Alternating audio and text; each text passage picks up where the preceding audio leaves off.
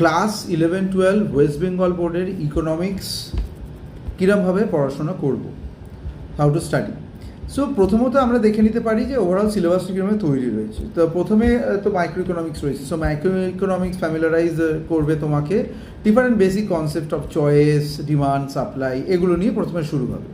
তারপরে কোর্সটা আরেকটু যখন ভেতরের দিকে ঢুকবে, এইখানে understanding about the market, different form, structure, monopoly, oligopoly, monopolistic competition, এইগুলো নিয়ে পারফেক্ট কম্পিটিশন, এগুলো রয়েছে।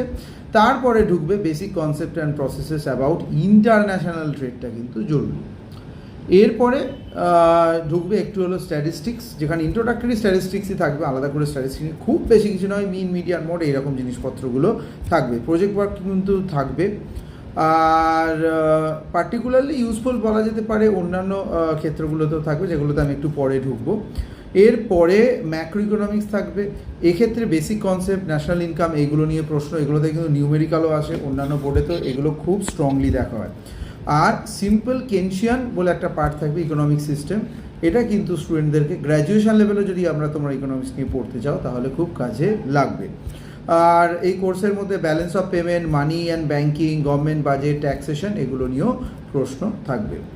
আর ফাইনালি আমরা যদি দেখি দ্য কোর্সেস, যদি আমরা ইকোনমিক ডেভেলপমেন্ট নিয়ে যদি প্রশ্ন থাকে, attempt to provide the students with Indian economic view, the nature and depth of the development of the economy, all these things will be there.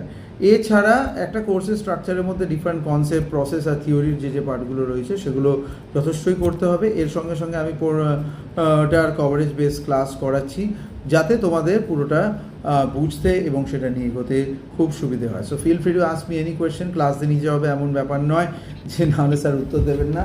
So এখানে whatever you feel like you can ask me.